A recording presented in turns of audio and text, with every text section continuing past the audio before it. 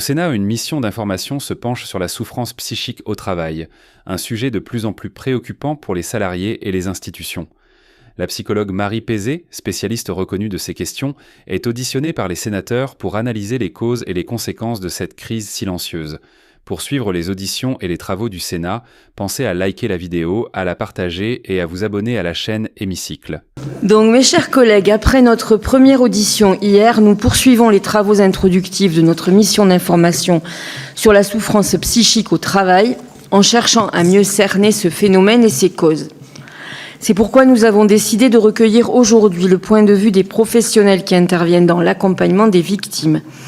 Plusieurs spécialités se côtoient dans la prise en charge de la santé au travail, psychologues, avocats, professionnels de santé, inspecteurs du travail.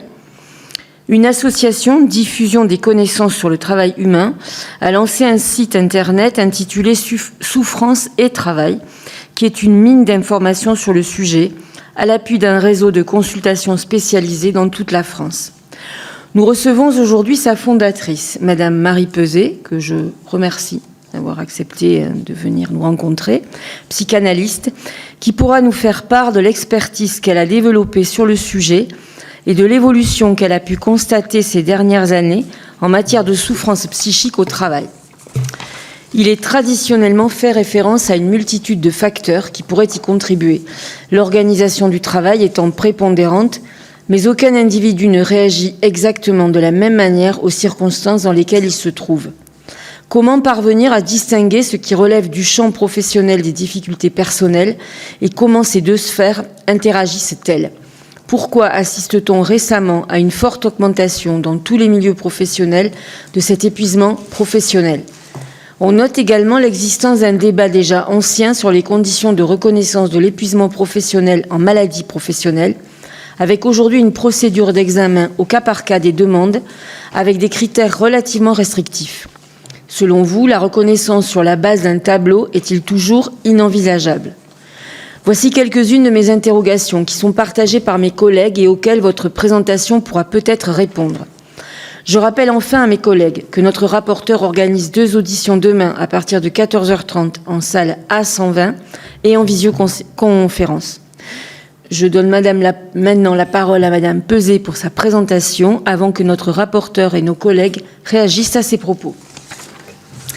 Je vous remercie de me recevoir à nouveau dans ce lieu. Il m'a fallu plusieurs perrons avant d'arriver au bon endroit. C'est un peu comme dans le monde du travail, il faut traverser de très nombreuses disciplines.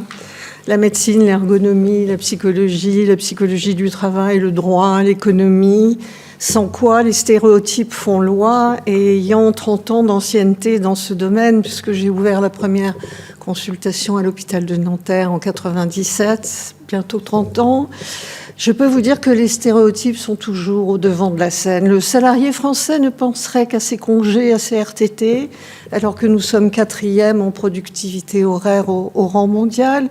Le travail n'est que souffrance. Voyez, si notre site et notre réseau européen s'appelle Souffrance et Travail, c'est bien parce que le travail reste central pour déterminer notre identité, pour nous lever tous les matins en nous disant qu'on va être utile au monde et que ce qu'on va produire aura du sens.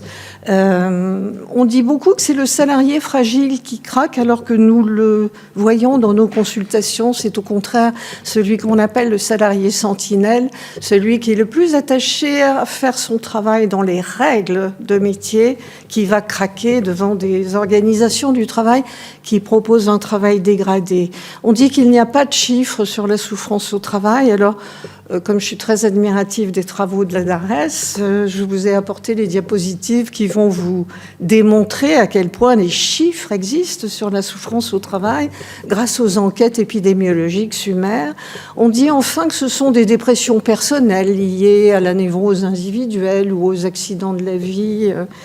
Non, la psychopathologie du travail existe. D'ailleurs, j'ai, grâce au professeur Christophe Dejour, ouvert un certificat de psychopathologie du travail au CNAM, puis à l'IPDT, dont sont issus tous les cliniciens très chevronnés du réseau, qui passent de surcroît un module médico-juridico-administratif, parce qu'il faut être très outillé dans ces consultations, vous vous en doutez. Alors, en 2026, nous avons toujours deux courants qui s'affrontent.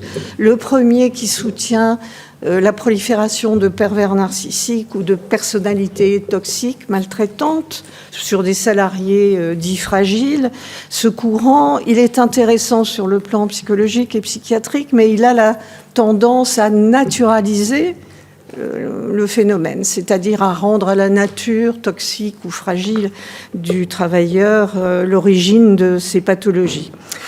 Il en dérive de surcroît les techniques de développement personnel, le concept de résilience, le renvoi du salarié à des ressources individuelles pour trouver le bonheur au travail, autant de conséquences qui malheureusement mettent du papier cadeau autour du problème véritable. Le second courant auquel j'appartiens est appuyé sur les recherches cliniques en santé au travail. Il va expliquer l'origine de cette flambée de pathologies et de pathologies psychiques par rapport au profond changement de modèle organisationnel au travail, l'existence et la diffusion de ces guides de management, le change management, le management par le changement, dont Daniel Linhart, que vous avez auditionné hier, dit souvent que cela nous transforme en novices permanents, puisqu'il faut tous les 3 mois réapprendre un nouveau geste de travail. Peut-on dire à l'ouvrière qui vise 27 bouchons par minute que sa névrose infantile y est pour quelque chose ? Je ne pense pas. Peut-on dire au patient qui s'effondre en burn-out ou bien parce qu'il est harcelé, en lui disant mais pourquoi est-ce que vous n'êtes pas parti plus tôt de votre poste alors que nous le savons, démissionner nous fait perdre nos droits sociaux et dans la fonction publique, je ne vous soulignerai pas la difficulté. Et puis peut-on dire à toutes les jeunes femmes en France qu'elles consentent de manière pulsionnelle à être payées 20% de moins que les hommes, tout en assurant encore la prise en charge invisible de la deuxième journée. Je vais donc vous proposer d'aborder les 3 causes qui, à mon avis, aggravent la situation, mais depuis fort longtemps. On va aller voir du côté des organisations du travail, si vous le voulez bien, ne serait-ce que parce qu'on peut s'appuyer sur les enquêtes épidémiologiques SUMER 2003, 2010, 2016 au ministère du Travail. Ce ne sont pas mes chiffres, ce sont ceux du ministère du Travail. Les nouvelles façons d'organiser le travail depuis les années 80 ont profondément modifié le rapport de chacun d'entre nous avec la tâche à effectuer. Au principe du management scientifique, du taylorisme, avec ses systèmes de surveillance, de contrôle, d'encadrement, se sont substitués de très nouveaux dispositifs que l'on trouve dans les chaînes de montage, comme à l'hôpital public, avec le New Public Management, et qui, couplés aux technologies de l'information, au numérique, vont disciplinariser les corps et les psychismes qui sont au travail. Alors, on comprend que dans le contexte économique concurrentiel et mondialisé, ces technologies du numérique offrent une réponse efficace à des exigences de productivité, de rapidité toujours croissantes. C'est forcément appréciable. Et d'ailleurs, pour vous donner une comparaison, il faut 350 millisecondes pour cligner des yeux. C'est exactement le temps nécessaire pour qu'un algorithme effectue 7000 transactions boursières. C'est vous dire à quel point le corps humain a perdu la partie depuis fort longtemps. Si vous y rajoutez la crise sanitaire liée au traitement de la pandémie Covid-19, vous allez comprendre pourquoi les outils de communication numérique ont explosé en rendant d'abord le travail obligatoire des 4 mois de confinement, puis ensuite le télétravail, une obligation de laisse numérique. En tout cas, quelle que soit l'utilité de tous ces outils, ils ont une caractéristique commune qui est un écart irréductible en ce qu'on appelle le travail prescrit, ce qui est écrit sur la fiche de poste ou sur la prescription, et puis ce qu'on trouve dans la vraie vie, comme les 50 perrons que j'ai dû franchir avant d'arriver jusqu'ici. Et donc c'est important de se souvenir que nous sommes dorénavant dans l'ère de la grammaire chiffrée. Tout ce que le salarié investit dans son geste de métier est immédiatement traduit en chiffres sur tableau Excel, en mesures qui n'ont rien à voir avec ce qu'il y met. Sa sensorialité, son honneur, sa musculature, nous parlions des TMS tout à l'heure, bien évidemment sa conscience professionnelle, son intelligence du corps, tout cela va disparaître au profit de cette grammaire qui n'est que quantitative et donc qui ne dit rien sur ce que le salarié fait vraiment. Il n'est plus qu'un rythme, des temps, des cadences, des flux tendus, bien évidemment. Et puis, comme on le sait, dans le lean management, pas de stock, pas de délai, pas de mouvement inutile. Mais vous vous en rendez compte, ces outils numériques rendent désormais celui qui travaille joignable à tout moment, où qu'il se trouve, chez lui, au travail, dans la salle d'attente du médecin, dans le RER, au restaurant. Ce qui transforme la laisse numérique en levier de soumission bien plus puissant que le lien de subordination que Daniel Linhart a dû longuement aborder hier, puisqu'elle fait partie de notre groupe de réflexion et qu'on se voit souvent. En tout cas, toutes les études chiffrées de la DARES, pas celles de Marie Peset, celles de la DARES, pointent l'organisation du travail, bien évidemment, comme première cause des pathologies. Quelques tableaux, je vous rassure, sur lesquels on ira rapidement. Vous voyez que ce qu'on appelle en épidémiologie le job strain, disons la contrainte, et les symptômes anxieux sont multipliés par 2 chez les femmes, non pas que nous soyons émotionnellement plus fragiles, mesdames, mais parce que dans l'organisation sexuée du travail, nous occupons beaucoup plus de postes de subordination et d'exécution que des postes de direction. L'absentéisme, vous savez qu'on lutte beaucoup autour des fameux jours de carence pour ramener les fonctionnaires au travail, qu'on essaye de limiter les arrêts maladie à 15 jours, pas plus, parce qu'on pense qu'ainsi les gens viendront retravailler. Eh bien, regardez les chiffres de la DARES.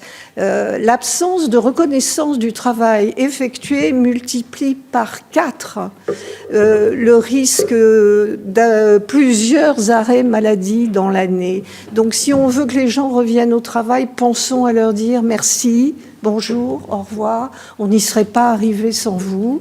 Grâce à vous, tout tourne, notamment dans les hôpitaux. Et à ce propos, je me permettrai de citer ce qui est une terrible anecdote. Nous avons une amie anesthésiste réanimatrice qui travaille dans un hôpital que je ne citerai pas et qui, pendant les 4 mois de confinement, est restée à l'hôpital pour ne pas infecter sa famille, a attrapé le Covid, mais a aussi su, bien évidemment, sauver beaucoup de patients. Et vous le savez, on cote les actes à l'hôpital. À ce moment-là, les directions ont lâché les rubans et ont dit vous vous débrouillez. Et on a vu cet extraordinaire corps de métier qu'est la santé se mobiliser, se transformer très rapidement pour faire face à une épidémie inédite. Donc des chirurgiens ont brancardé, des infirmières de médecine se sont transformées en infirmières de réanimation. Tout le monde s'est mobilisé parce que nous avions affaire à de grands professionnels en oubliant la cotation des actes. Ce n'était pas ça le plus urgent. Et je revois cet ami me dire, au bout des 4 mois, quand le confinement a été levé, nous avons reçu un appel téléphonique du directeur nous disant ceci, textuellement, et je pense que cela vous permettra de comprendre le gouffre qui existe entre la gouvernance et ceux qui travaillent dans le réel. Vous n'avez rien rapporté depuis 4 mois, recommencez à coter les actes. Cette simple phrase contient toute la souffrance au travail que cette grammaire chiffrée inflige à ceux qui, au jour le jour, s'occupent du réel. Un lien fort avec les caractéristiques de l'organisation du travail. Si vous arrivez à lire, c'est un petit peu difficile sur cette diapositive, mais ce dont les Français se plaignent, c'est essentiellement de ne pas pouvoir faire correctement leur travail, de ne pas avoir les effectifs, de ne pas avoir la formation, de ne pas avoir les outils, de ne pas avoir le temps. Et c'est important de comprendre ça parce que vous voyez que nous sommes avant-derniers pour la qualité de l'emploi en Europe et cela pèse lourdement sur l'augmentation des pathologies. Alors, comme le réseau Souffrance et Travail comprend bien sûr des psychologues du travail, des psychologues cliniciens, des psychiatres, mais aussi en back-office des inspecteurs du travail, des médiateurs du travail, des assistantes sociales du travail. Les inspecteurs du travail nous donnent chaque année les caractéristiques des organisations du travail en France. Eh bien, partout, la charge de travail est plus importante que le poste théorique. Partout, on met en avant les procédures, la qualité. Ça n'a pas empêché AZF d'exploser quand le sous-traitant a mis le sac de sulfate de potassium au mauvais endroit, puisque lui n'était pas certifié. L'individualisation, surtout la fixation d'objectifs, un reporting qui, avec le numérique, devient un reporting 24 heures sur 24, puisqu'on peut en plus vous géolocaliser, savoir sur quel chantier vous êtes, et que la petite entreprise de peinture va demander à l'ouvrier de prendre la photo du chantier à l'arrivée, puis au départ, et que le patron pourra vérifier si vous vous êtes arrêté longtemps. Le management, qui, vous le savez, est devenu un management d'objectifs, de gestion des performances, mais plus du cœur de métier. Donc, comment aider les salariés en difficulté? Et puis, ce qu'on appelle le pilotage par l'aval. C'est-à-dire que comme il faut enlever de la chaîne de construction de l'objet ou du service tout ce qui ne sera pas payé par le client, et donc enlever beaucoup d'effectifs, vous avez malheureusement à l'accueil, en train d'accueillir des clients ou des usagers qui ne sont pas contents des services rendus puisqu'ils se sont dégradés, vous avez des salariés, des agents qui souffrent d'une violence exponentielle qui caractérise malheureusement la France en 2026. Quant à l'informatisation, moi qui ai 74 ans et qui ai connu les secrétaires qui prenaient en sténo à l'hôpital, on imaginait quand l'ordinateur est apparu des délais raccourcis, beaucoup plus de temps à consacrer aux patients, et non, ce sont des reportings démultipliés, donc une surcharge de mails qui malgré la loi n'est jamais contenue, une notation des clients. Il faut noter tout le temps tout le monde,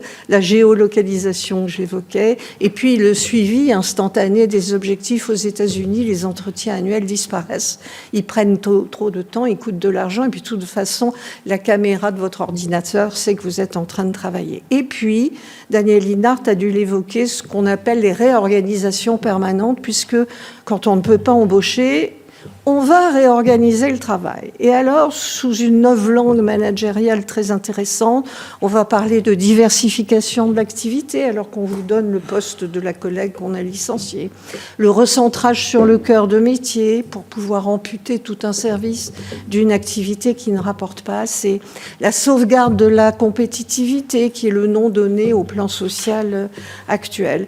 Vous savez, les gens qui travaillent ne sont pas dupes de ce langage, et voici les conséquences de tous ces changements. Cette charge de travail qui devient impossible à absorber, elle va non seulement produire l'épuisement que vous évoquiez, mais elle va nous obliger à mal travailler, parce qu'il faut faire plus vite, et quand on fait plus vite, on fait mal. Donc ce travail en mode dégradé, c'est celui qui, quand vous rentrez chez vous le soir et que vous vous regardez dans la glace, vous vous dites que vous n'êtes pas fier de vous parce que vous avez mouillé les cheveux de la vieille dame au lieu de la doucher pour faire croire à la surveillante d'étage qu'elle avait pris une douche. Mais comme vous avez 12 personnes âgées à doucher, vous n'avez pas le temps. Ou bien vous... je m'en souviens, ayant été hospitalisée à l'assistance publique pour une intervention de neurochirurgie très poussée, vous avez une infirmière en burn-out qui arrive avec un ordinateur sur un chariot et qui, le nez sur cet ordinateur, sans vous regarder, vous demande à combien vous avez mal, entre 0 et 10, et quand vous répondez 12, parce que vous n'avez plus droit à la morphine, elle ne lève même pas le nez, elle se demande simplement où est la case numéro 12. C'est important que vous compreniez l'atteinte des fonctions exécutives et du fonctionnement cognitif. De surcroît, vous vous en doutez, dans une organisation du travail aussi corsetée, vous n'avez plus d'autonomie, vous ne pouvez plus y mettre votre grain de sel, vous ne pouvez plus y mettre ce qui fait l'incontournable centralité du travail qui vous agrandit. Ce patient, il est difficile, je ne sais pas quoi faire avec lui, donc je vais ne pas endormir la nuit, je vais aller chercher ce que font les autres, et puis un matin, je vais trouver la solution. Et j'aurais grandi professionnellement, je n'aurais pas fait que rendre service à ce patient. Quant au manque de reconnaissance et à ces tâches hachées, vous vous en doutez que cela donne une perte de sens de votre travail. Et on nous demande sans arrêt de faire des formations sur le sens du travail. Je pense que les compagnons du devoir qui ont rebâti Notre-Dame n'ont pas de soucis sur le sens de leur travail. Et puis surtout, ce conflit entre un travail fait à la hâte, à toute allure, pas bien, et ce qu'on appelle la conscience professionnelle, les règles de métier, et que je sache, ce n'est pas encore une pathologie, produisent des conflits éthiques majeurs. En 2019, la DARES a bien souligné que 47% des salariés français souffraient de souffrances éthiques, de ne pas se reconnaître dans le travail qu'on leur demandait. Et puis, cela va induire, et pas simplement à cause de l'âge du départ à la retraite, une précarité subjective. C'est une terminologie parfaite que Daniel Linhart a trouvée pour décrire le fait que même si vous êtes en CDI, dans la quarantaine, ingénieur au technocentre de Renault, très bien payé, avec des parallélépipèdes construits par un bel architecte, il n'empêche que quand vous arrivez, vous n'avez pas de bureau attribué. Et donc, on voit bien comment cette organisation du travail produit de la précarité subjective, sans oublier la précarité réelle et puis la soutenabilité. Est-ce que je vais pouvoir travailler avec une telle intensité jusqu'à la retraite ou même des fois jusqu'à demain? Alors, on va, si vous le voulez bien, passer à ce qui me paraît être la deuxième cause. Et quand on lit Jean-Baptiste Fressos, qui est historien des risques professionnels et qui a écrit l'Apocalypse joyeuse, on va parler de la construction de l'ignorance. C'est l'année de la santé mentale, grande cause nationale. Faut-il en déduire qu'en 2025 et l'année prochaine, on ne s'occupera plus de la santé mentale? Faut-il en déduire que tous les psychiatres et les psychothérapeutes qui y travaillent depuis des décennies et même des siècles n'ont pas travaillé comme il fallait? Eh bien, je crois que c'est tous les jours la construction de l'ignorance.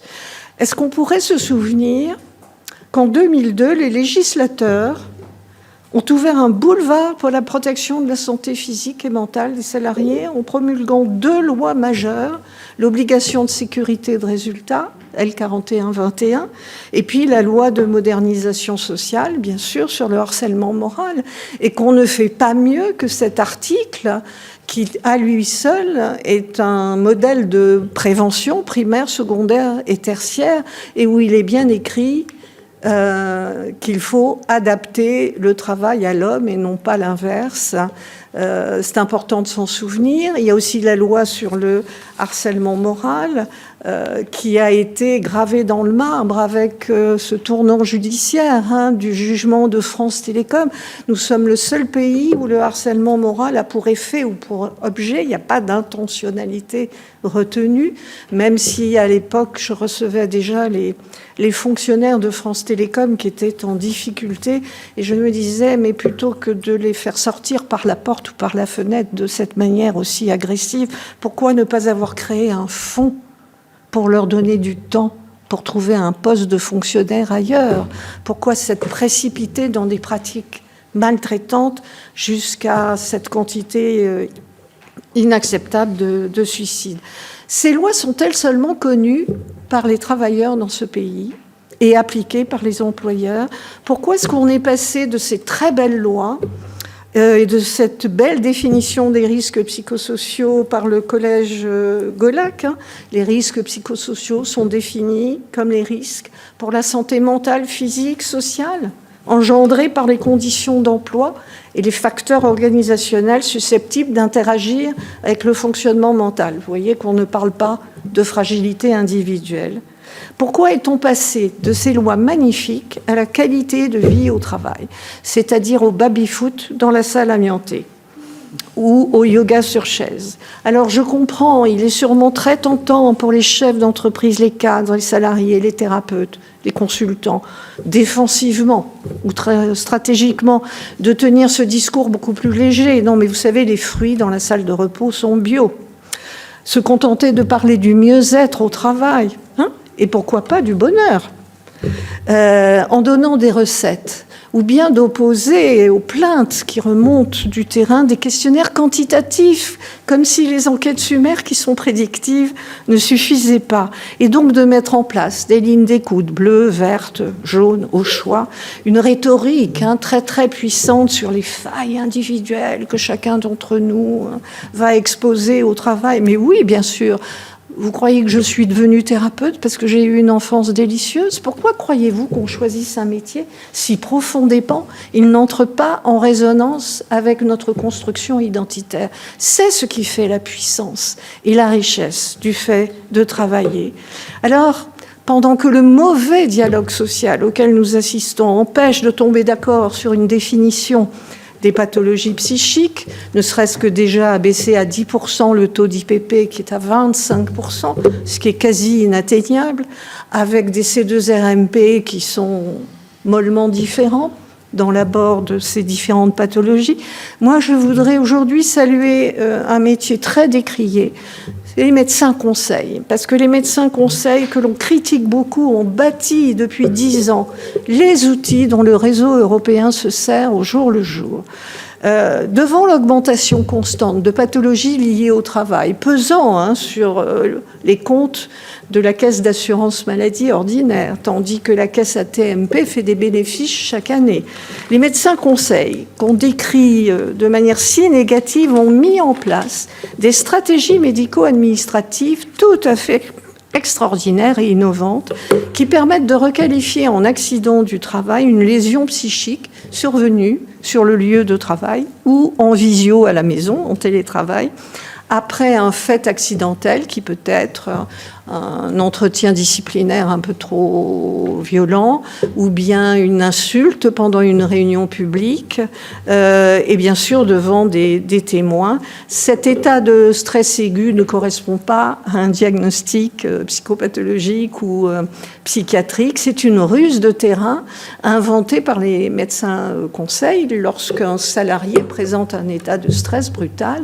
Ça peut être un évanouissement, ça peut être un effondrement, ça peut être une crise de larmes, une crise d'angoisse aiguë.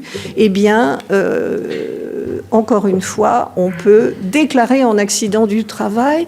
Il y a eu 10 000 lésions psychiques en 2019. Vous voyez, en 2024, on atteint bientôt les 30 000. Et je pense que quand on aura les chiffres de cette année ou de l'année prochaine, cela explosera. En tout cas, c'est la manière la plus simple de court-circuiter la complexité du C2RMP et le fameux taux de 25% qu'il faut atteindre pour déclarer un épuisement professionnel. Donc nous pouvons avoir un patient qui est en burn-out et qui fait des crises de nerfs au travail. Nous allons choisir la voie courte et simple que nous proposent les médecins conseils, qui est la déclaration en accident du travail. Vous voyez d'ailleurs que l'assurance maladie propose aux médecins des modèles. Comment est-ce qu'on remplit le certificat médical initial en AT ? Il donne des exemples de symptômes à bien noter. La même chose pour la maladie professionnelle. Donc vous voyez que la sécurité sociale est à nos côtés pour tenter de mettre en visibilité. Même le Conseil d'État a fini par souligner que certains médecins généralistes ne vont pas sur le lieu de travail, mais que sa science médicale lui permet de faire le diagnostic de burn-out. Car, vous le savez, malheureusement, les médecins sont terrorisés par les plaintes qu'ils reçoivent lorsqu'ils écrivent burn-out sur un arrêt maladie. Même si la CIM 11, la classification internationale des maladies, donne la définition du burn-out, même si le Conseil d'État a validé ce diagnostic, Eh bien, avec la contribution des instances ordinales, la science doit se coucher devant les poursuites judiciaires des employeurs. La plupart des médecins de notre réseau ont dû retirer leur certificat pour ne pas être suspendus 6 mois ou 1 an, sans oublier, bien sûr, le contrôle de la durée des arrêts maladie.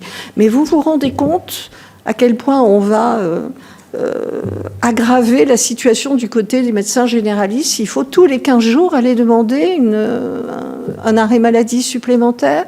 Et vous mesurez l'état de celui qui a peur de reprendre au 14e jour au soir. C'est une nuit d'insomnie. Pourquoi est-ce qu'on ne fait pas confiance à nos médecins qui connaissent les patients depuis longtemps et qui savent très bien faire la différence entre un épisode dépressif personnel et, bien évidemment, un burn-out. Alors la troisième cause, c'est la méconnaissance des tableaux de psychopathologie du travail. Confondant présentéisme et productivité, l'organisation du travail à la française est quand même au masculin neutre, parce qu'il n'y a que dans ce pays qu'il faut rester longtemps au travail pour prouver à quel point on est corporate et engagé. Ces pratiques managériales sont tellement ancrées dans les stéréotypes sociaux que vous imaginez le destin des femmes qui cherchent à fonder une famille, qui partent à 18h et qui s'entendent répéter « Tu prends ton après-midi aujourd'hui ?» Ce culte de l'hyper-présence, de la réunion à 18h le soir, ce modèle d'engagement est totalement à contre-courant de ce qui se pratique dans les pays du nord de l'Europe. En Finlande, on part à 16h. Ma fille qui vit en Hollande, elle finit qui dirige le site, mais bénévolement, à côté de son travail. Tout le monde quitte son travail à 17h. Il y a donc, après la journée de travail, une vraie vie possible. Récupérer ses enfants, aller faire du sport, préparer son dîner. En tout cas, nous sommes le pays où ce terreau discriminatoire, de façon très masquée, entraîne sur le corps des femmes des enjeux de santé qu'il faut prendre effectivement en charge. Ces temps morts, ces temps qu'on dit morts, sont les temps les plus vivants, puisque les temps morts, désormais, sont remplis tout le temps par la connexion. Cette hyperconnexion, encore une fois, étant une joignabilité permanente. Et donc, vous vous en doutez, celui qui s'en sort de nos jours dans ces organisations du travail n'est pas comme autrefois le plus diplômé ou celui qui a les performances physiques les plus extraordinaires, c'est le plus rapide. Mais le plus rapide, il arrive vite à bout de souffle. Cette augmentation de la cadence des tâches à accomplir dans tous les secteurs professionnels pulvérise les seuils neurophysiologiques et biomécaniques. D'ailleurs, on a donné il y a quelques années le prix Nobel aux 3 chercheurs en chimie qui travaillaient sur les rythmes circadiens, c'est-à-dire la manière dont le corps humain, très vulnérable, se ressource au jour le jour. Donc, ma dette de sommeil, je ne vais pas la réparer dans 3 semaines quand j'aurai 8 jours de RTT. Ce sont les briques de la maison que les salariés entament. Vous savez qu'un neurone chez les salariés en burn-out ne se repolarise pas à la même vitesse. La vitesse de repolarisation est ralentie. Donc on n'est même plus sur des lésions psychiques, mais bien des lésions somatiques. Et les effets de l'hyperactivité sont malheureusement très connus. Épuisement psychique et physique, troubles du sommeil, de l'éveil, de l'attention, de la concentration. Nous avons des neuropsychologues dans le réseau qui font passer des bilans qui, au passage, ne sont pas remboursés par la sécurité sociale, mais qui permettent une cartographie extrêmement précise, puisque ce sont les tests utilisés dans les cas d'Alzheimer ou de tumeurs au cerveau, sur l'état des fonctions exécutives. Et je peux vous dire qu'actuellement, nous abîmons le cerveau, entre guillemets, des élites de la nation, et que ce corps inoxydable, ce corps machine que veut l'organisation du travail, n'existe absolument pas. Et voici qu'arrivent depuis 3 ou 4 ans dans nos consultations les cadres supérieurs, les managers, les directeurs, les DAF, les directeurs d'hôpitaux, les médecins, tous ces grands professionnels à la personnalité solide, toujours très impliqués corps et âme, très identifiés à leur entreprise, à leur institution, s'essoufflent eux aussi.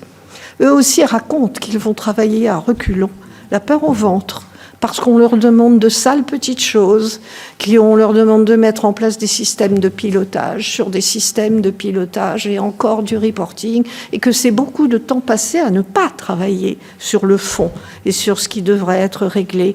On rajoute plus de normes, de procédures et de contrôles. La conséquence de l'accélération du travail sur nos vies n'est pas que psychologique ou somatique, il est éthique. À quoi servent dans notre société, parce qu'il faut aussi penser aux jeunes sur le marché du travail, à quoi servent les valeurs de long terme que l'on nous a transmis, fidélité, engagement, loyauté, dans ce monde liquide où on va de CDD en CDD, j'exagère, je dirais plutôt de période d'essai reconduite à la fin du contrat, à la fin de la période d'essai. À quoi servent les qualités que l'on prenait auparavant, puisqu'elles s'avèrent angoissantes individuellement, et puisque, vous le savez, le télétravail, la pandémie ont brisé les collectifs. Daniel Linhart a dû vous en parler. Nous sommes actuellement dans un monde où il faut tout effleurer, sans jamais approfondir. Les échanges, si tant est qu'on puisse les appeler ainsi, priment sur l'activité de réflexion. Au travail comme en amour, les relations sont intenses, mais révocables à tout moment. Et dans ce monde-là, vous vous en doutez, pour les employeurs, tous les interdits sont des freins, les régulations deviennent des obstacles, parce que la compétition est mondiale. Et donc, cette frontière entre le permis et le défendu s'estompe, sûrement en partie à la source de la crise du symbolique que nous traversons. En tout cas, cette accélération de soi débouche sur des coups d'accordéon, et le corps démissionne parce que le déséquilibre entre le temps biologique et le temps du travail est trop grand. Alors, je ne peux qu'attirer votre attention sur ce qui se passe sur le terrain. Le maillon essentiel qu'il faut mobiliser, c'est chacun d'entre nous. Parce qu'après le L4121, il y a le L4122. Chaque travailleur est responsable de sa santé au travail et de celle de ses collègues. Donc il faut absolument arriver à remobiliser, plutôt que de dire c'est comme ça, on n'y peut rien. Non, il faut défendre l'autre par principe, parce que ce qui lui arrive autrement nous arrivera.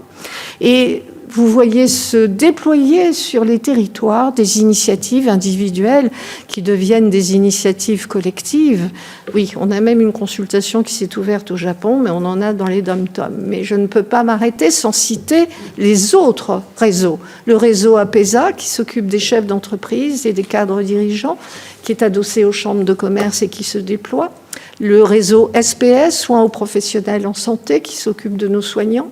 L'association Helpen, qui vient d'être créée pour nos enseignants. Il en existe sûrement d'autres, je ne les connais pas tous, mais je tenais à vous dire qu'on ne manque pas sur le terrain et sur les territoires d'idées pour pallier à ce qui se passe. Je vous remercie.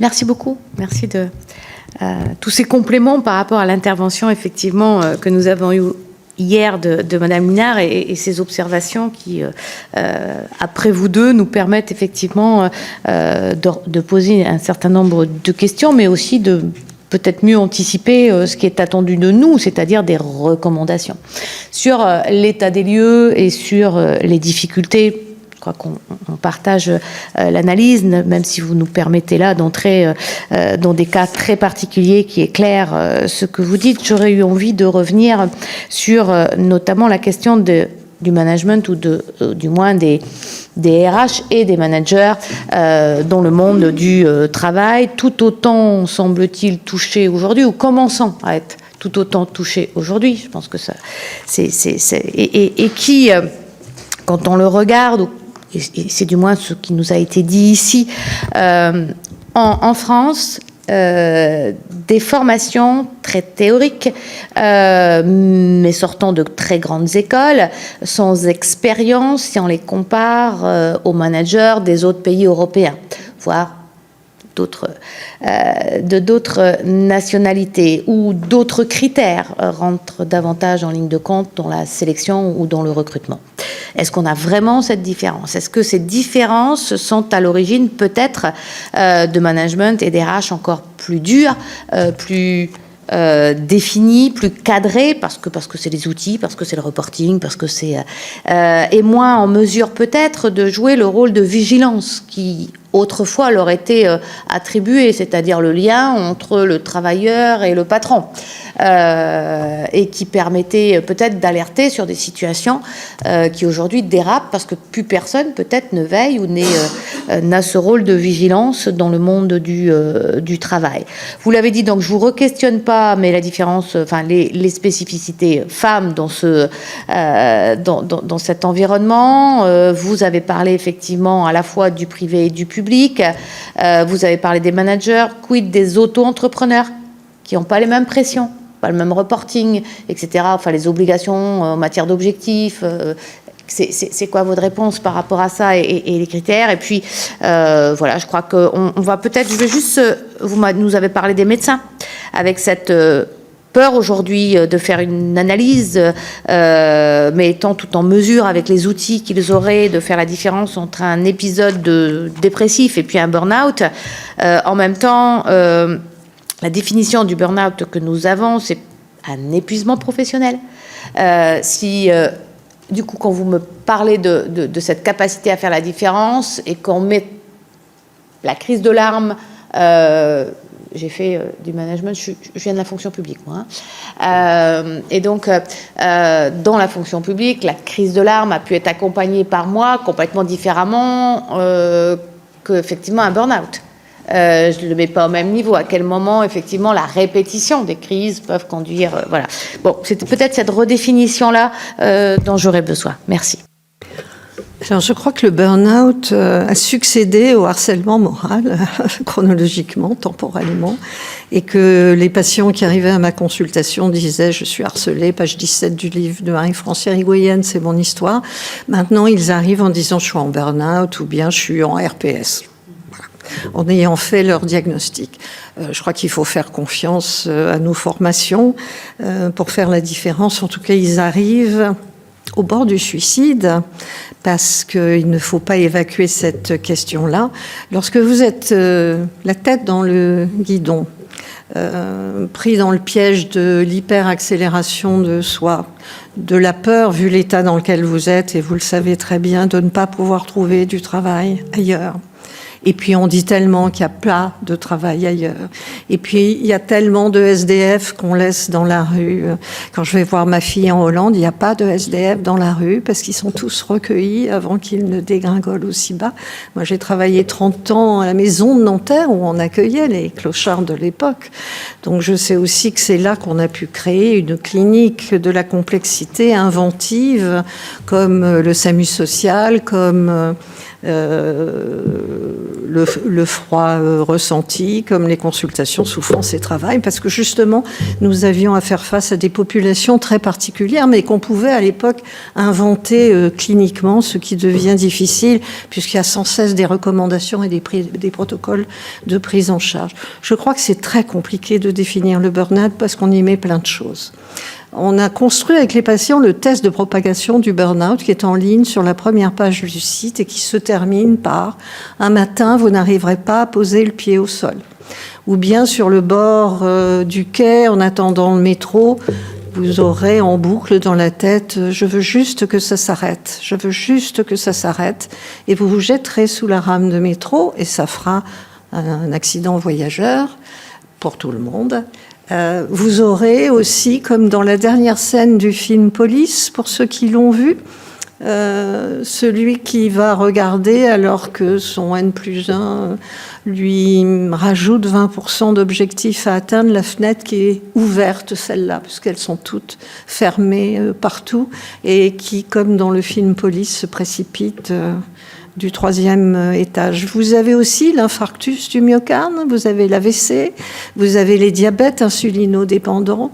Vous savez qu'au Japon et aux États-Unis, ce sont les cardiologues qui étudient l'augmentation terrifiante des infarctus chez les femmes cadres et qui, contrairement à nos cardiologues qui restent sur les femmes consomment de l'alcool, fument comme les hommes et donc voilà, sont à risque cardiovasculaire, qui tombent sur 3 critères organisationnels, plus de 70 heures de travail par semaine, des changements de tâches constants et 20 minutes avant l'épisode électrique, une demande supplémentaire de l'organisation du travail.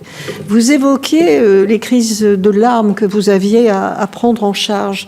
Il reste encore les cadres de proximité qui sont entre l'arbre et l'écorce et sont en très mauvais état parce que nous les voyons arriver dans des états terribles. Ils essayent d'éponger la demande de la gouvernance par rapport à leurs équipes. Mais comment faire ? Lorsque votre équipe a atteint les objectifs en octobre, on lui rajoute 20% qu'on va lui laisser l'année suivante. Comment faire quand on change sans arrêt les manières de faire, alors que nous le savons, puisque nous avons 5 types de mémoires. Les mémoires procédurales sont les mémoires les plus ancrées dans le corps humain. Et donc, quand on parle de résistance au changement, on parle de résistance de la neurophysiologie à mémoriser une nouvelle séquence de mouvements pour effectuer le geste de travail alors que ça fait 10 ans qu'on le fait de telle manière. Et je ne dis pas qu'il ne faut pas changer les façons de travailler, mais il ne faut pas espérer qu'un très bon professionnel qu'on fait changer tous les 3 mois soit autre chose qu'un novice permanent et se vive comme ça, très déstabilisé, ne résistant plus à ce qu'on appelle le management par le chaos. Je me souviens qu'en 96, c'était un cadre de la défense qui m'avait apporté le guide de management du docteur Peter Kruse, qui est en ligne sur notre site et qui était traduit en français. Et ce neurophysiologiste qui faisait de l'homme avec du rat avait beaucoup étudié sur les souris les mécanismes de peur pour les emmener à la sortie du labyrinthe. Et donc, il expliquait dans ses formations aux entreprises que lorsque vous devez changer rapidement soit ce que vous fabriquez, soit votre process de travail, ou bien vous avez des managers charismatiques, des chefs d'entreprise qui peuvent embarquer tous les salariés, ce qui ne court pas forcément les rues, ou bien il faut faire peur aux salariés. C'est écrit en toutes lettres. Et si nous avons pu construire la liste des techniques de management pathogènes qui recouvrent les règles de droit et le lien de subordination, le pouvoir d'organisation, le pouvoir disciplinaire, eh bien c'est parce qu'effectivement ces techniques sont enseignées. C'était le cas à France Télécom où une école interne avait été mise en place et où des techniques étaient utilisées pour faire partir les gens.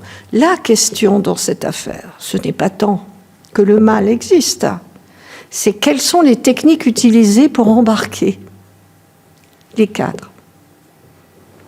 Comment fait-on pour obtenir de gens qui ont des repères du bien et du mal, pour obtenir de ces gens des comportements tout à fait iniques qui font craquer les salariés.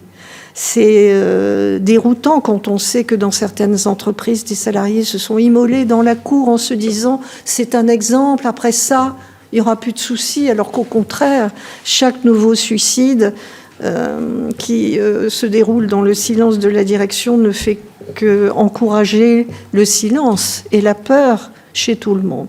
Comment sortir de tout ceci ?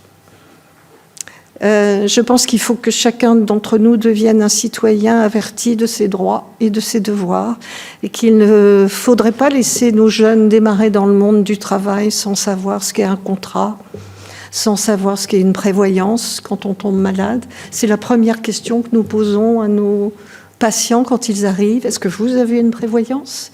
Vous avez pris un emprunt pour votre appartement ? Est-ce qu'il est couvert par une assurance en cas d'arrêt maladie ? C'est même souvent ce qu'on leur conseille avant de commencer l'arrêt maladie. Donc, sécuriser le parcours de soins est une priorité absolue parce que ça ne sert à rien de donner des antidépresseurs à quelqu'un qui va se retrouver à la rue et qui ne peut pas nourrir ses enfants. Or, vous le savez, beaucoup de salariés n'ont pas de prévoyance et non plus que les indemnités journalières. D'où quand même l'intérêt de les faire reconnaître en accident du travail, parce qu'ils toucheront un petit peu plus, et aussi parce qu'on ne pourra pas les licencier pendant l'arrêt maladie. Si nous recourons à la ruse des médecins conseils avec l'accident du travail pour lésions psychiques, c'est parce que tous ces cadres de haut niveau, ces directeurs, ces chefs d'entreprise, ont aussi la ligne de salaire la plus grosse. Et dans le contexte actuel, ce que nous constatons, c'est que ça a l'air d'être assez simple de se dire où est-ce qu'on peut faire une économie. Tiens, il est là depuis longtemps, il a 53 ans, il coûte très cher, on va s'en débarrasser.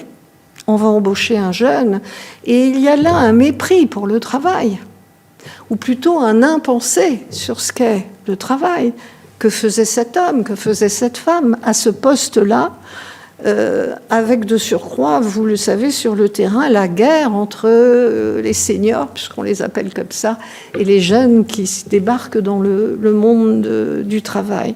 Donc, moi, je souhaiterais qu'on revienne au cadre légal, qui est trop oublié, qu'on évacue cette QVT qu'on essaye de transformer en QVCT, qualité de vie et conditions de travail, pour éviter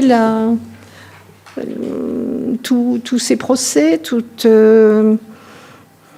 ce côté très judiciarisé. Si nous nous servons beaucoup du droit de la sécurité sociale, c'est parce que embarquer quelqu'un au pénal ou au prud'homme, vous le savez, c'est compliqué, c'est long, il faut une victime en mauvais état. Et je dois dire qu'avec nos protocoles, puisque j'ai oublié de le dire, mais c'est le moment de le rappeler, les médecins conseils ont aussi rapatrié dans l'arrêt maladie ce qui n'était possible qu'en retournant dans l'entreprise où on était maltraité. C'est-à-dire que nos patients, au bout de quelques mois, quand ils vont mieux et qu'ils savent qu'ils n'y retourneront pas, ont, grâce aux médecins conseils, la possibilité de faire un bilan de compétences, de faire une formation, de faire un essai encadré dans leur entreprise, dans le même service, dans un autre service, dans une autre entreprise, ce qui nous permet, à nous, thérapeutes, de tester leur capacité de retourner au travail. C'est aussi pour ça que 80% de nos patients retrouvent un travail, tandis que ceux qui sont trop abîmés, notamment sur le plan neuropsychologique, c'est des gens qui ne peuvent plus faire d'addition, qui se perdent en chemin, qui ne remplissent pas une feuille de sécurité sociale tout seul. Ceux-là bénéficient des invalidités de type 2 et donc d'un colmatage avec la prévoyance. Mais le souci pour nous est que même en invalidité, d'ailleurs j'étais moi-même en invalidité de type 2, tout le temps de ma carrière à l'hôpital, nous nous attelons à ce qu'ils retrouvent une activité. Et d'ailleurs, bien souvent, et c'est assez intéressant, ils deviennent céramistes, sculpteurs, écrivains, c'est-à-dire que tout leur imaginaire, les 2/3 des neurones moteurs du cerveau qui desservent les mains, retrouvent leur place et leur vitalité. Ils peuvent rester 8 heures devant une stèle de sculpteur sans être fatigués, alors qu'1 heure de téléphone avec l'assistante sociale de la sécurité sociale va entraîner 3 heures de sieste. Je pense que nous avons à faire un virage de civilisation sur la question de la définition du travail. C'est une très belle question. Nous sommes dans un pays d'artisans, très attaché à la qualité du travail produit, qui met tout son cœur, tout son honneur et toute son identité. Et il faut rétablir la qualité de ce travail.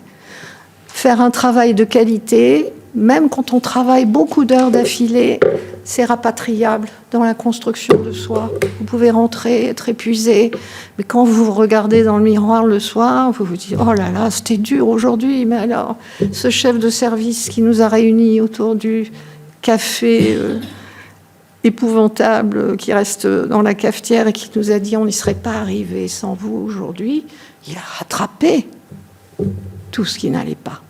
Et ça coûte 0 € d'investissement de dire merci pour votre travail.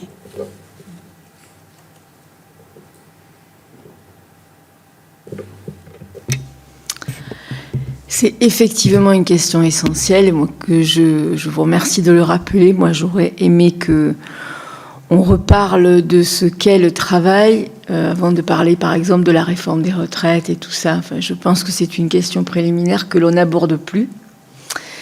Voilà, mais peut-être qu'un jour on y consacrera suffisamment de temps parce que finalement on légifère toujours le nez dans le guidon, alors qu'il faudrait se donner un minimum de réflexion avant. Mais bon, moi je suis désolée, je suis obligée de vous laisser. Voilà, donc. Teresa, peut-être, je vais prendre votre place.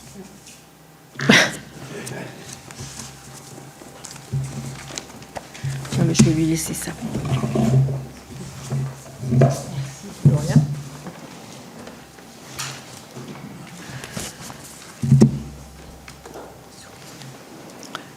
Je crois qu'on va passer aux questions, oui. C'est Monsieur Chevalier, voilà. Merci Madame la Présidente. Tout d'abord, merci. Alors c'est ma première audition, je n'avais pas fait la précédente d'hier. Alors je vous avouerai qu'il y a une certaine résonance dans tous les propos que vous avez tenus. Déjà parce que je suis moi-même chef d'entreprise, d'à peu près d'une petite entreprise de 80 personnes, plutôt dans le service. Alors qui a la chance d'être pas une entreprise capitalistique, puisque c'est sous une forme de mutuelle, donc en fait, il n'y a pas d'actionnaire. Je le dis parce que ça donne du sens aussi quand vous ne travaillez pas au travers de la performance. Et je vais vous raconter une anecdote à titre pro avant de devenir chef d'entreprise. Il y avait une expression dans une des entreprises dans lesquelles j'ai travaillé où on disait « on va le jeter dans la piscine et on va voir s'il sait nager ». Ça m'a toujours marqué cette phrase parce que elle caractérisait, parce qu'il y a des gens qui sont noyés. Voilà, il y a des gens qui n'ont pas su nager et voilà. Donc c'est des périodes de management qui ont marqué aussi mon parcours. Et lorsqu'on devient à son tour chef d'entreprise, enfin ou dirigeant d'entreprise, parce que je suis pas on essaye de garder un certain nombre d'éléments de ce qui vous a marqué pour pas le reproduire dans le schéma. Donc c'est un élément qui m'interpelle. Je voudrais... j'ai beaucoup aimé votre phrase sur le fait de dire que les Français aiment faire correctement leur travail. Et je crois que c'est une réalité. C'est vraiment une réalité. Aujourd'hui, on peut faire le procès de qui on veut. Les gens aiment faire correctement leur travail. Et c'est dans nos méthodes, parfois appliquées, dans l'organisation du travail. Et là, cette phrase-là, et l'exemple que vous avez donné, vraiment résonne aujourd'hui. Voilà, parce que j'ai des gens de très grande qualité, parce qu'il n'y avait pas une organisation, parce que quand vous ne contrôlez pas forcément, vous prenez de la distance, bah vous dites, voilà, il y a des gens qui font très bien leur travail, qui sont perdus. Moi, je voudrais vous poser plusieurs éléments. La première, il y a les personnes nocives. Vous avez parlé des personnes nocives. Il n'y a pas qu'une histoire de management. Il y a aussi parfois, dans le personnel, des gens qui sont nocifs. Ça existe au travers de leur comportement. Alors, et c'est compliqué d'un point de vue managérial de pouvoir traiter aussi les gens nocifs parce qu'il y a un cadre réglementaire et parfois, je trouve qu'il y a des choses qui font que protégés juridiquement, parce qu'ils peuvent aussi se cacher ou en tout cas prendre le bouclier du harcèlement, etc., de mauvaise foi, hein, j'entends. C'est assez compliqué pour un manager de pouvoir pour le faire et il y a une forme d'abus de ce qui peut être... voilà. La deuxième remarque, c'est que en fait, on ne valorise pas... Vous avez parlé des articles tout à l'heure qui donnent des droits, voilà, qui sont plutôt contraignants pour les entreprises. Alors, je voulais dire pourquoi contraignants. Parce qu'en fait, selon la taille, on demande de faire un certain nombre de choses, etc. Et c'est pas toujours simple pour un certain nombre d'entreprises de pouvoir les mettre en place. Parce qu'il y a un coût, parce qu'il y a une organisation, et ça pèse. Et l'adhésion à cet élément-là, il n'est pas toujours simple. Pas parce qu'on n'a pas envie de le faire, c'est qu'on n'a parfois pas les moyens de le faire. Et voilà. Et je trouve que les textes vont falloir un peu différents. Il faudrait un peu différencier aussi en fonction des tailles, des capacités à faire. Et à l'inverse, lorsque vous voulez mettre des choses en place positives, l'entreprise n'est jamais mis en exemple. C'est-à-dire qu'on sanctionne, mais on ne valorise pas le travail des entreprises qui peuvent avoir des éléments assez positifs. Je vais vous dire, aujourd'hui, moi j'ai fait le constat, j'ai un recrutement de beaucoup de jeunes personnes.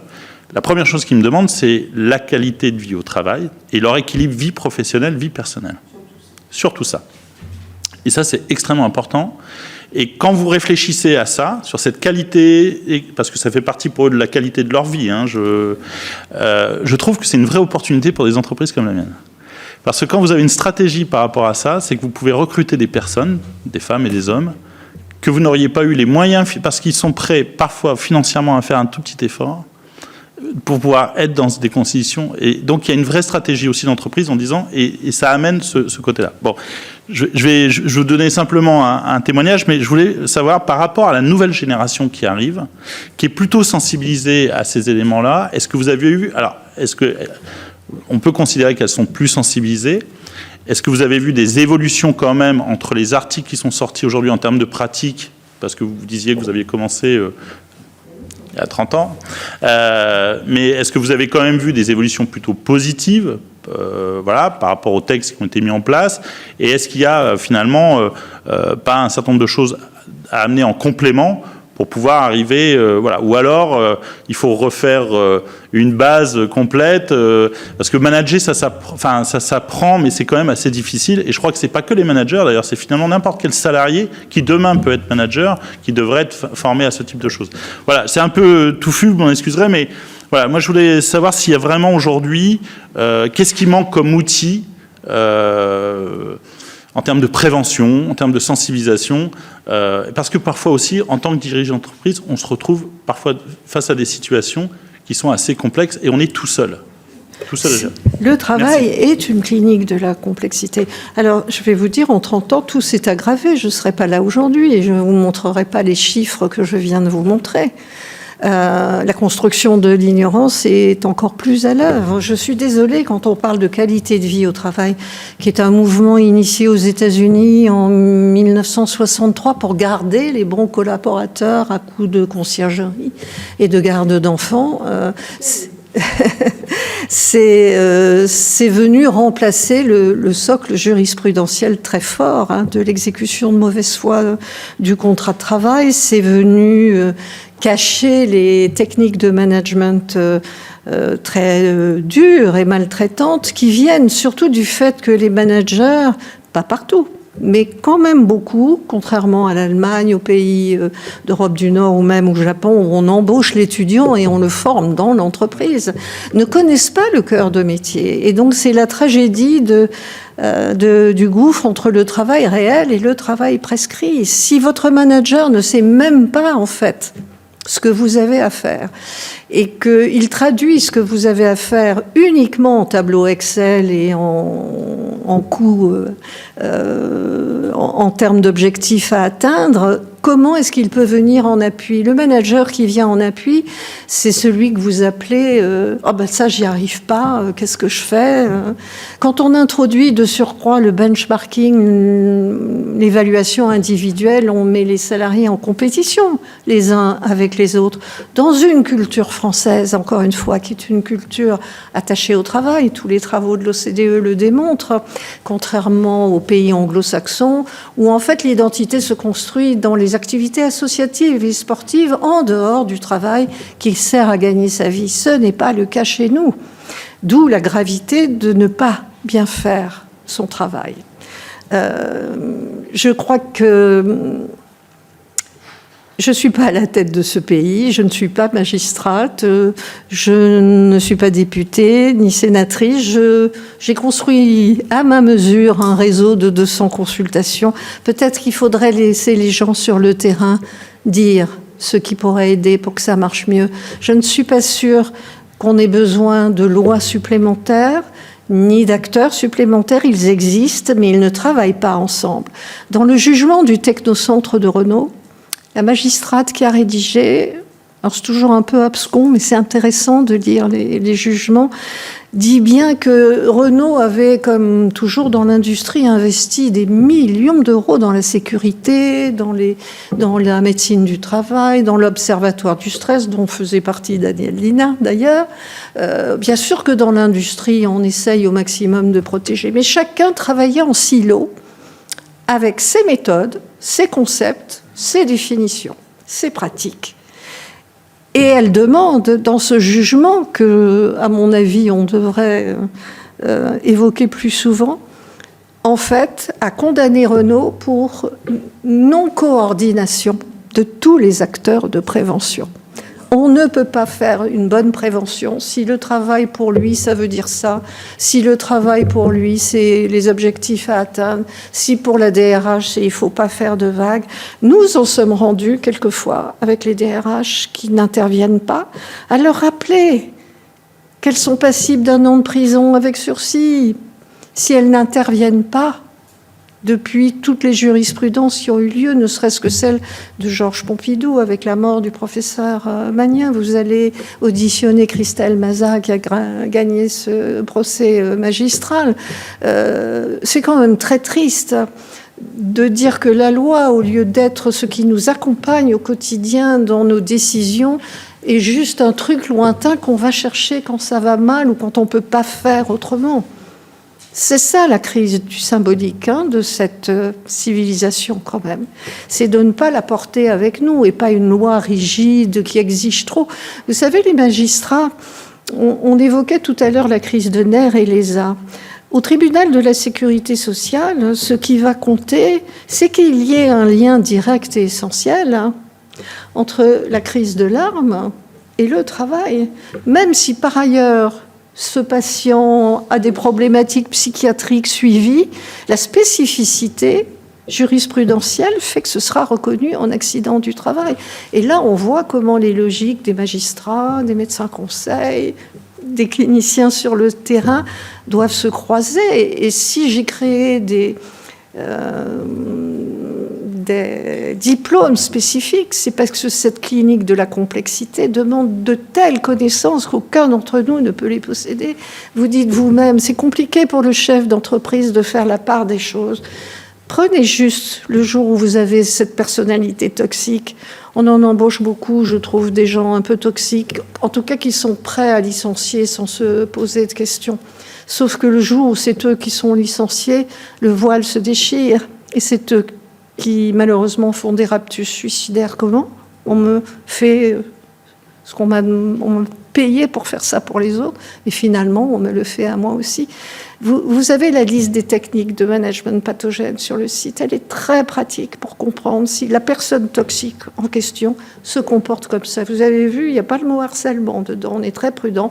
Seul un magistrat peut dire qu'une situation est du harcèlement. C'est une loi inscrite au pénal et dans le code du travail. Donc il faut des outils, beaucoup d'outils. C'est bien si vous avez une assistante sociale formée, comme on en a, comme d'ailleurs les médecins conseils les utilisent maintenant. C'est elles qui font les entretiens pendant l'arrêt maladie prolongé.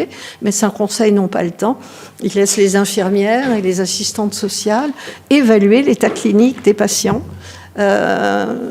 On pourrait suggérer ça aux médecins, de déléguer davantage aussi aux infirmières. Et peut-être qu'un chef d'entreprise qui prend un psychologue du travail, qui est bien formé, c'est pas mal, même si ce n'est qu'à mi-temps, parce qu'il peut aider. Oui, je sais. Oui, tout est un coût. Tout est un coût. Selon la taille aussi, parfois, même si on veut le faire. Bien sûr. C'est compliqué. Mais je n'ai pas la réponse à toutes vos questions, vous vous en doutez. Je fais ce que je peux. Merci Madame Peset. Je crois que Madame Pensez-Manche, vous avez demandé la parole. Oui, merci Madame la Présidente. Et puis merci pour votre intervention. Il y a Mme Linhart hier qui a pointé que chaque salarié croit quand il va mal qu'il est tout seul à aller mal, que les autres vont bien et donc intériorise que ça vient de lui, de sa fragilité, etc. Mais vous aviez pointé, moi il y a quelques années, je me souviens, dans une interview, que vous aviez remarqué que quand la personne craque, de nerfs, tout ça, eh bien, le collectif, alors qu'il n'est pas un collectif de fait, n'intervient pas, ne l'aide pas jusqu'au moment où elle-même... Et donc, c'est pas que c'est paradoxal, mais c'est vrai que derrière, il y a quand même une réflexion qui a eu lieu sur le collectif. Il y a quelque chose... Je faisais remarquer dans un autre entretien, j'ai travaillé à Renault Trucks, que moi, je dis pas QVT, la QVT, elle a remplacé la santé au travail, je crois, tout simplement. Et quand une personne justement fragile, etc., dite fragile, mais pas plus fragile que, mais traversait un événement dit personnel, etc., le collectif s'organisait les week-ends pour que tout le monde, enfin que quelqu'un passe, voir si ça allait bien, sous un prétexte ou un autre, c'est-à-dire que le collectif fonctionnait. Hein. Aujourd'hui, si une personne va mal et est proche de certains signes suicidaires, je ne suis pas sûre qu'il trouvera. Alors bon, ça c'est plus général, mais ce qui est plus général, je voudrais dire, en vous écoutant, c'est de dire qu'on est une société qui ne sait pas ralentir, et il n'y a pas que le travail. Hein. Le temps compressé, le temps comme ça condensé, qui fait d'ailleurs écho en miroir à une consommation, pareil, condensée, voilà, on n'a pas le temps, alors on prend des plats préparés, etc. Donc, bon, il y a une réflexion un peu anthropologique au moment où on se pose ici. Enfin, je suis écologiste et moi, j'y fais un lien avec l'anthropocène, mais bon, c'est un peu compliqué. Mais je veux dire, c'est quand même difficile parce que le travail est dans une société d'accélération, de croissance, d'accumulation, etc. Et que, voilà, enfin, il faut, on est obligé d'élargir. Ce que je voudrais dire aussi par rapport au temps, enfin c'est plus des choses où je rebondis. J'ai été consultante pendant 9 ans dans des entreprises en restructuration et j'avais été frappée du fait que le comité central d'entreprise, souvent, enfin en quasi majorité, acceptait le plan, parce qu'il y avait un plan social, hein, on payait un petit peu, c'était un chèque social. Mais que par contre, les CHSCT étaient toujours opposés. Parce que les CHSCT, moi, je les prends, enfin, je l'ai dit aux managers à la première, et ils ont dit que non, ils n'étaient pas qualifiés, ils étaient... Ben si, ils étaient qualifiés sur le travail réel. C'est une qualification, bien sûr, qui n'est pas de travail prescrit, donc qui n'est pas reconnue par les managers. Et effectivement, cet écart, et c'est passé aussi à Renault Trucks quand je suis passée, c'est-à-dire que le CHSCT votait contre dans tous les CHSCT et le CCE votait pour. Et les organisations syndicales, enfin, y compris, étaient partagées.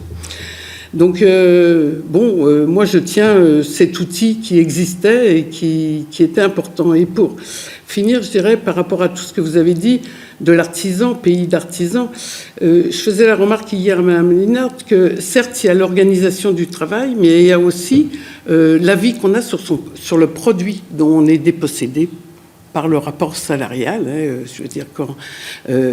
Et donc, moi, je vois monter, alors, parce que je suis écologiste peut-être, mais non, mais deux choses. C'est-à-dire que quand à la Poste, par exemple, ça a été, c'est Monsieur Dejour, je crois qu'il l'avait dit, quand les personnes apportaient un colis préparé avec la boîte à chaussures, tout ça, au bout d'un moment, on leur a dit, non, faut leur dire que ça va pas, c'est pas... Et il faut leur vendre le truc. Ben, là, quand voilà, quand le produit que vous vendez, vous voyez bien que, mais Mme Linard a donné d'autres exemples, n'est pas...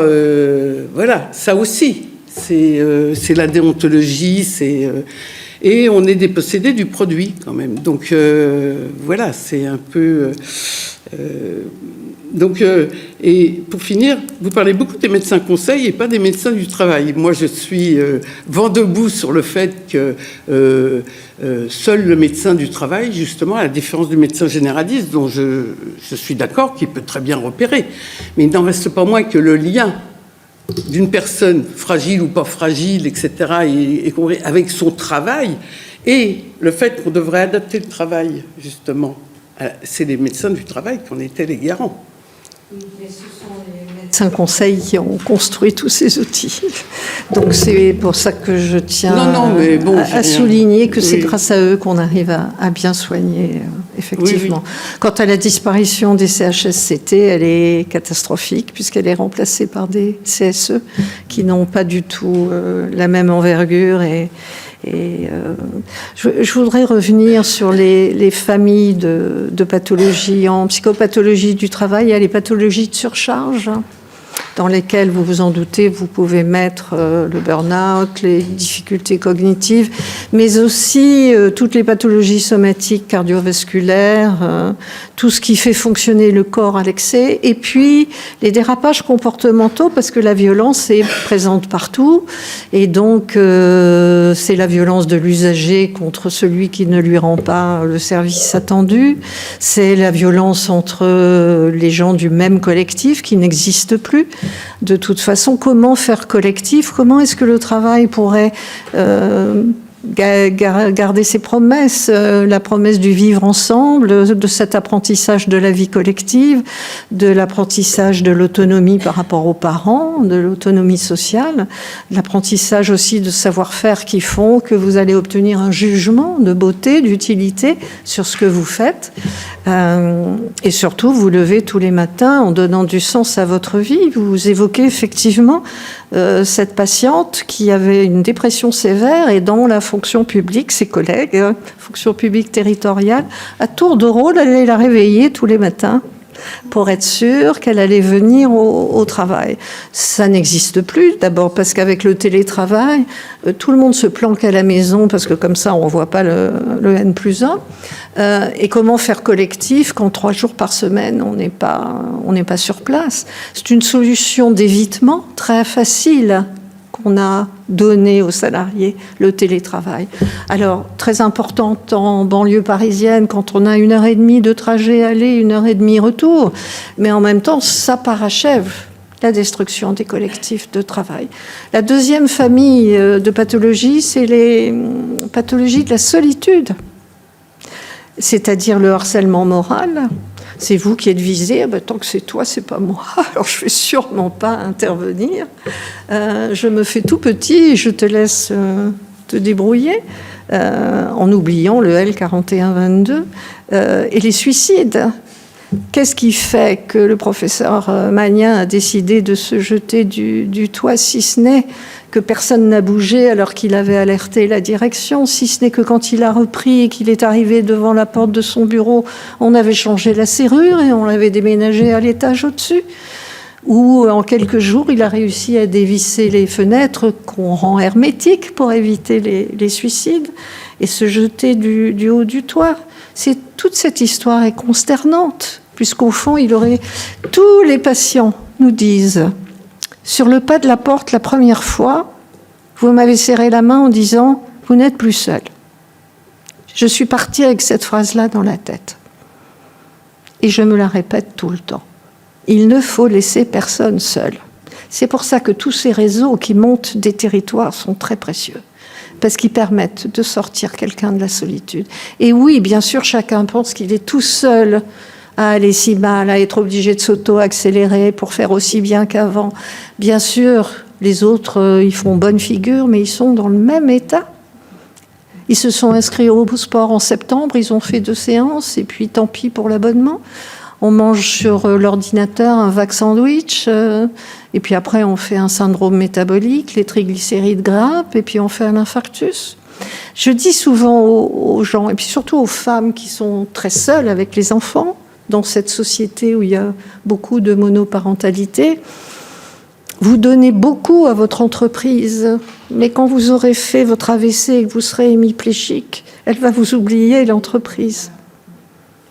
Ne donnez pas autant au travail.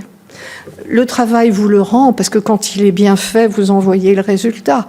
Mais cessez d'attendre la reconnaissance qui est devenue une stratégie de communication dans l'entreprise, alors qu'encore une fois, un simple « merci, bravo, vous avez bien bossé aujourd'hui », ça illumine votre journée. Sont des choses élémentaires et de bon sens que je suis en train de vous dire. Il n'y a pas besoin de nouvelles lois, il n'y a pas besoin d'inventer quoi que ce soit. Je pense qu'on est tous d'accord là-dessus. Le travail est invisible, doublement invisible. Invisible pour l'organisation du travail qui s'en tient à la prescription et invisible pour celui qui travaille avec des mémoires incorporées et qui se rend même plus compte de tout ce qu'il fait.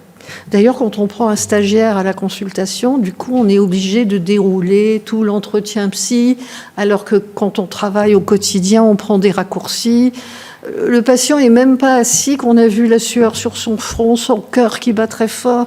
Il s'assied, on remplit l'état civil, on a déjà fait son diagnostic. On travaille tous par corps, comme ça. Mais où est-ce que c'est écrit dans le tableau Excel, tous ces savoir-faire extraordinaires? Nulle part. Excusez-moi, je suis obligée de partir, mais merci beaucoup pour vos interventions, c'était extrêmement intéressant. Merci à vous de m'avoir fait venir. Merci. Madame Sampé, vous avez la parole. Merci, pardon, je ne veux pas rallonger votre intervention. Merci, Madame Peset. C'était très intéressant, le déroulé de votre intervention. Je suis certainement la moins spécialisée de nous tous et nous tous, ici. Moi, je pense, alors je dis très simplement ce que je retire de cette rencontre très intéressante avec vous. Moi, je suis persuadée, ou je pense, pas persuadée, mais je pense que le télétravail, on ne le prépare pas suffisamment en amont. Il n'a pas été suffisamment, peut-être juridiquement parlant aussi, pas suffisamment bien préparé, pensé. Donc, effectivement, les entreprises ont leurs contraintes et je le comprends, mais je reste intimement persuadée que la qualité de vie au travail, c'est quelque chose d'essentiel et de primordial. Et effectivement, cette qualité de vie, elle passe, à mon sens, par l'écoute du salarié, par l'équilibre que doit se trouver tout seul dans son coin le salarié entre sa vie professionnelle et sa vie personnelle.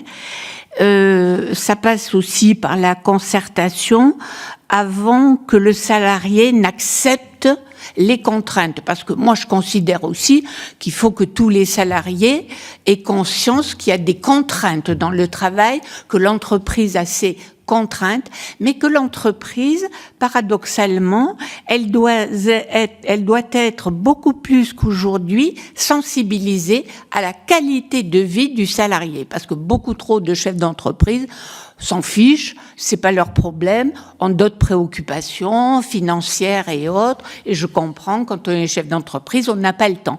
Voilà. Donc, moi, je comprends les contraintes des uns, les contraintes des autres. Je considère que la qualité de vie du salarié qui doit être conscient des contraintes de son employeur, mais effectivement, ça doit passer par une médiation. Alors moi, je n'ai pas les capacités comme vous. Je ne sais pas si c'est le médecin du travail. Je ne sais pas si c'est le CHST. Je ne sais pas. Enfin, je sais qu'il faudrait peut-être qu'on fasse évoluer la réglementation dans le sens d'une concertation apaisée, intelligente, où une tierce personne soit en capacité d'évaluer les exigences de l'entreprise, mais les demandes du salarié de façon à pouvoir satisfaire sa qualité de vie. Voilà. Donc, une médiation par une tierce personne, ça me semble nécessaire et indispensable, mais je n'ai pas la prétention de dire je ne sais pas quelle serait la bonne personne, mais certainement il faudra une personne. Je vous remercie de m'avoir écouté. Je répondrai très brièvement que je pense que c'est la qualité du travail qui va préserver la santé de nos travailleurs et qu'il faut aller à fond sur cette qualité du soin, du produit fabriqué, en essayant aussi de nous rappeler, puisqu'on parlait du pilotage par Laval et de la Poste, que nous contribuons tous à être des consommateurs très zélés. Nous réservons nos billets d'avion sur nos ordinateurs, nous allons poser nos paquets sur les automates de la Poste, nous pesons aussi nos achats à la place des caissières, et donc nous contribuons en tant que consommateurs effectivement à ce système qui élimine au fur et à mesure des salariés pour toutes ces tâches que nous faisons à la place et qui font qu'à la fin de la journée, on se dit « Oh là là, je suis fatiguée aujourd'hui » parce que gérer sa vie est devenu une entreprise à part entière et très lourde. Et si je devais donner un conseil à un chef d'entreprise, c'est de rester sur la qualité du travail, du service rendu.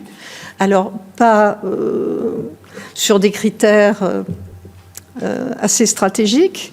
Vous savez, coordonner un réseau de 200 consultations, c'est pas facile du tout, surtout que c'est bénévole. C'est aussi beaucoup de conflictualité, parce que j'ai une exigence de formation qui ne va pas forcément avec les nouveaux systèmes de psychothérapie. Il ne faut pas avoir peur du conflit et de la dispute professionnelle, hein. Elle est intéressante. Toi, tu fais comme ça, mais moi, je fais pas comme ça. Et alors ? Si chacun arrive à faire bien la tâche, pourquoi est-ce qu'il faut imposer à tout prix une procédure ? Parce que c'est celle qui permet de rentrer dans le tableau Excel. C'est dommage. Si vous laissez des marges de manœuvre aux gens qui travaillent, ils pourront s'épanouir et s'agrandir. Alors, j'ai une petite question pour terminer, qui est plus précise. J'ai bien, enfin, moi, je vous suis totalement sur la question de la qualité du travail, c'est-à-dire services, tâches, produits. On pourrait dire aussi conditions, en prenant la notion de risque, et peut-être faut-il redéfinir à nouveau cette condition du travail. Et donc, je voulais vous en parler, parce qu'effectivement, moi, le bien-être au travail, j'ai beaucoup de difficultés à y croire, en vrai, hein, et la qualité dans le sens, on peut faire du yoga après 16 heures, c'est quand même pas ce que je recherche non plus, ou du moins, c'est pas, j'estime que c'est à l'heure par rapport à ce que on dit ici, c'est-à-dire garantir la qualité du travail, service, tâches, production, etc., etc. En même temps, ma question, elle va être simple. C'est, vous avez dit pas besoin de nouvelles lois. Vous avez dit que cette qualité, il fallait qu'on y travaille. Qu'est-ce que vous auriez comme recommandation à nous faire, nous, sénateurs, qui allons rendre à la fin un rapport avec des recommandations? Qu'est-ce qui ferait avancer votre travail ou la qualité de votre travail? De quoi vous manquez dans votre exercice professionnel? Moi, je manque de rien parce que je trouve qu'on a déjà tous les outils, tous les acteurs. Je manque de financement, mais je me débrouille avec des campagnes de dons parce que notre autonomie est très importante. Donc ça, c'est pas un souci. Donc je crois que Thomas Coutreau vient de lancer un manifeste pour le travail réel. Il a dirigé la DARES pendant longtemps. Donc je crois que c'est vers ça qu'il faut revenir. Et puis surtout, à bas le présentéisme. Pensez aux femmes qui doivent congeler leurs ovocytes à 38 ans. Parce que si elles veulent faire carrière, elles ne peuvent pas être absentes. Elles sont licenciées systématiquement au retour d'un congé maternité, toutes celles que je vois. Donc, assez avec ce présentéisme inefficace. Il y a une vie après le travail qui peut commencer à 17h et on sera tous tout aussi efficaces.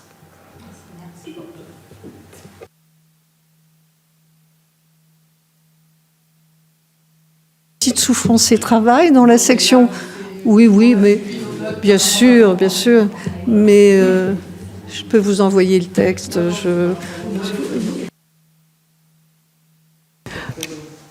Je crois qu'il n'y a plus de questions. Merci en tout cas, merci Madame. On risque de prolonger. Oui, mais il y a surtout mon Covid long à côté.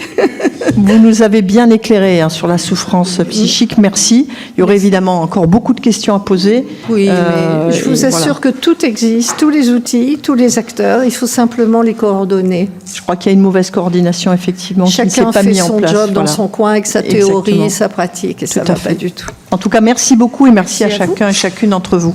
Merci Madame la rapporteure. Vous pouvez soutenir la chaîne Hémicycle en utilisant le bouton « Rejoindre » qui se trouve sous la vidéo pour un abonnement sans engagement à 2,99 € par mois. Vous pouvez également utiliser le bouton « Merci » pour un soutien ponctuel. Votre aide nous permet de financer les nombreuses heures de recherche, le travail éditorial et de mettre en lumière des séquences que les grands médias ne montrent pas toujours. Merci pour votre soutien.